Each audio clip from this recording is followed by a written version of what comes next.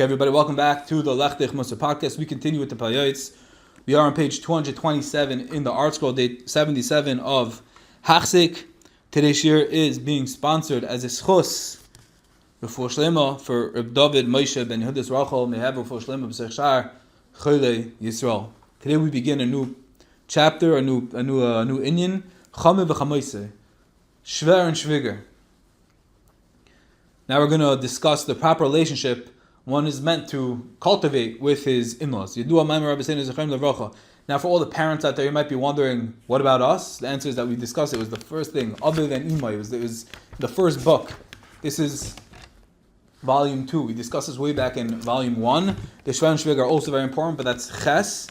But other than Imai, we're discussed. So, Mom and Abba, if you're listening to this, we discussed this already. I hope I'm doing a good job.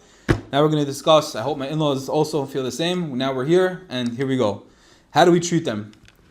We learn out from the Torah that one is obligated to honor their mother-in-law and father-in-law. Now most people, they're very vigilant in this because his in-laws, sometimes they support or they love them in certain ways that they don't get in other places. Says the Yoeitz, and this something applies to parents also. The parents hopefully support their children financially, physically, emotionally, whatever it is. But says the Yoeitz, the ikr is the moisam. After their passing, you want to really be mechaber your parents. It's when there's no covet. It's when it's not transactional. It's pure honor for the other party. To do whatever you can to bring comfort to their souls. That's the true kibud. Just as one were to do for his own parents. And especially if they don't have sons of their own. It's befitting for the son-in-law to do whatever they can for their in-laws. To do whatever they can when they live, but certainly when they pass on. There's an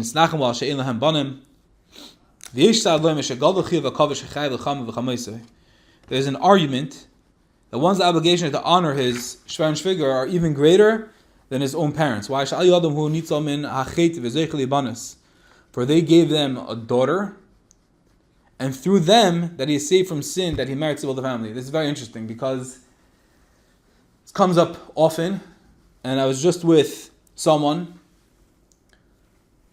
who was talking about this relationship, about in-laws and about daughter-in-law and son-in-law, and sometimes they can get sticky, and sometimes you can get in a fight, you can have ill will, resent, and this person who's a chashav rav, he doesn't understand how you can have a son-in-law, we're not talking about a son, a child, the cars that have to their parents.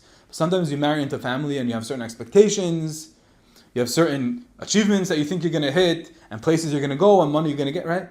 But let's say it all doesn't happen. And let's say you're upset, and you feel let down, right? But do you not realize that HaKadosh Baruch Hu gave you a spouse, and it's because of your in-laws that person is there, whether it's a son, whether it's a daughter, a husband, a wife? Do you not realize that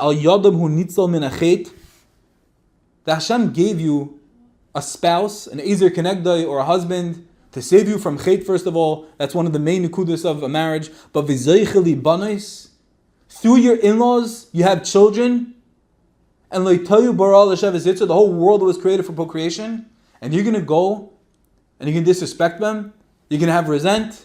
Yes, there are extenuating circumstances, and we're not talking about those, but if the average person over nourished things, look past it. Get over it. Don't be petty. Parents, in-laws, what they give you, the schus, for a husband, a wife to have children, do you not, the almost unbelievable opportunities, what we're here for. The merit that you have to build, be thankful. Don't be petty. Don't get caught in the thorns of nonsense, of stupidity, of silliness. Look past and say, yeah, this bothers me, that bothers me, I thought this, I thought that, yeah. But you married their daughter, their son. Are you thankful to them? Do you realize that it's an opportunity? Do you realize that HaKadosh Baruch Hu was mizavik zivukim, it's kashk kiryas yamsuf? You realize you have kids, that they're your children's grandparents? Be thankful.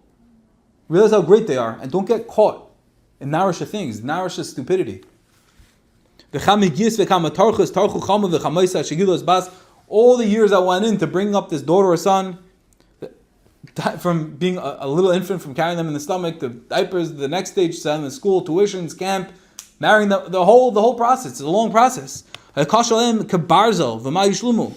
hard as iron. To be a kufui toiv, it's mamash, it's aser. There's a chiv to be thankful to them.